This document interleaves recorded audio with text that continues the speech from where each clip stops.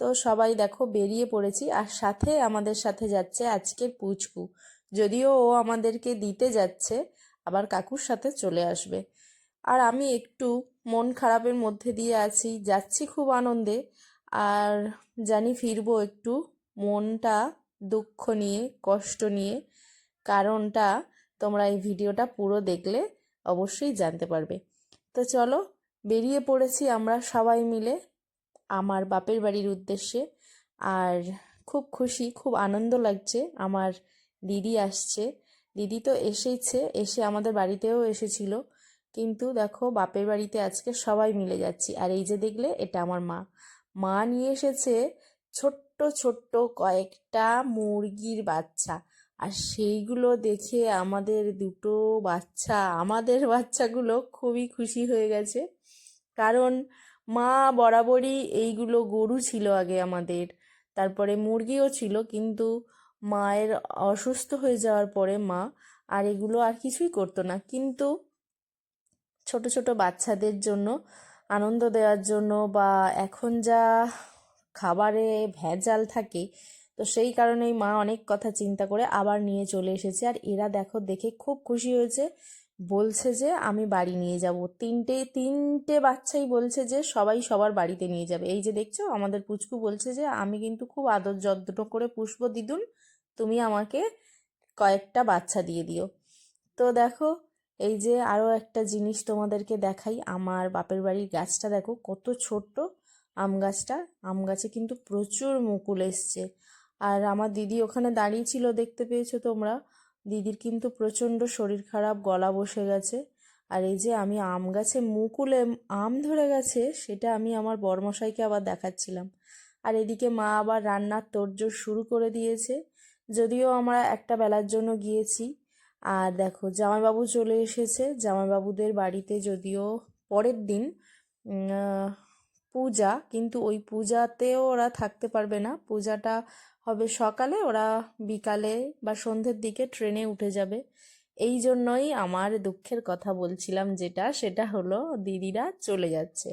দিদি এসেছিল, খুব আনন্দ লাগছিল, কিন্তু চলে যাচ্ছে। আর দেখো ওরা দুজনে সব মাংস টাংস ম্যারিনেট করছে, আর আমি বসে বসে এখানে ভিডিও বানাচ্ছি। যদিও আমি রান্না করার কথা আমার, কিন্তু আমার জামাইবাবু আমাকে হেল্প করে দিয়েছে পুরো মাটনটা বানিয়ে। আর এই যে দেখো এদের দুজনার একটুও ঘুম নেই, বসা নেই, কিছু নেই, শুধু এদের পিছনে পড়ে রয়েছে, মানে এই মুরগির ছানাদের পিছনে। দেখছো, আমি বললাম না আমার জামাইবাবু আমার রান্না করার কথা, কিন্তু আমার পুরো জামাইবাবু আমার ভাগের রান্নাটা করে দিচ্ছে। আমার ভাগের এই কারণে বললাম, কারণ দিদি আর আমি দুজনে ভাগ করে নিয়েছিলাম কি কি রান্না করব। ওর বানানোর কথা ছিল মাছের ঝাল আর চচ্চড়ি। আর আমার হাজবেন্ড যেহেতু ভাত খায় না, তো সে আমার বর্মশাইয়ের জন্য ও বানাবে মুগ ডালের চিল্লা। এই তিনটে ওর বানানোর কথা ছিল, আর আমার শুধু মাত্র মটন। তো তারপরে মুগ ডালের চিল্লাটা যদিও আমি পরে বানিয়েছিলাম। আর আমার ভাগের রান্নাটা আমার জামাইবাবু দেখো পুরোটাই কমপ্লিট করে দিয়েছে, আমার কিচ্ছু করতে হয়নি। আমাকে আমার জামাইবাবু বলল, মাম্পি তুমি শুধু ভিডিও করে যাও। আর আমি, সরি এখানে মাম্পি বললাম, মাম্পিটা হলো আমার ডাক নাম। তো আর ভালো নাম তোমরা সবাই জানো, শর্মিষ্ঠা। তো দেখো আমি আমার জামাইবাবুকে এই ছোট্ট ছোট্ট হেল্পগুলো করে দিয়েছি, আর জামাইবাবু পুরো মাটনটা বানিয়ে দিয়েছে। তো মাটনটা বানাচ্ছি কিভাবে আর সেটা বলছি না, সবাই বেশ কম বেশি জানে চিকেন মাটন কিভাবে বানায়। তো এখানেও দেখা যাচ্ছে কি কি দেওয়া হচ্ছে, তো সব বন্ধুরা একটু দেখে নাও। আর আসলে আমি পুরো ভিডিওটা যদি বলতে যাই অনেকটা বড় হয়ে যাবে, অনেকটা অলরেডি লং হয়ে গেছে।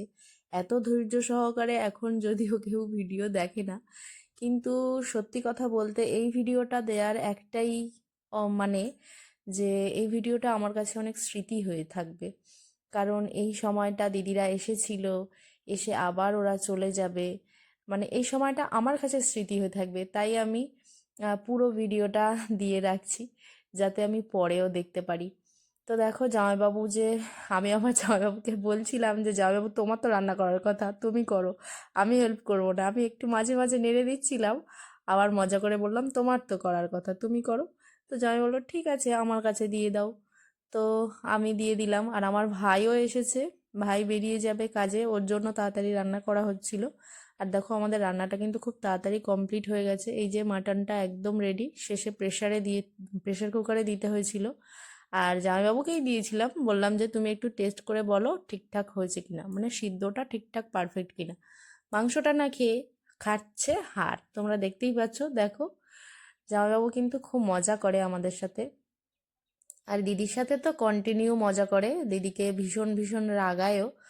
আর যাই হোক, তো সে তো স্বামী স্ত্রীর মধ্যে খুনসুটি হয়েই থাকে। আর দিদি বেড়ে নিচ্ছে দুটো ছোট বাচ্চাদের জন্য ভাত। ওরা চিকেনের সেন্ট পেয়ে, মাটনের সেন্ট পেয়ে ওরা একটুও স্থির থাকতে পারে না।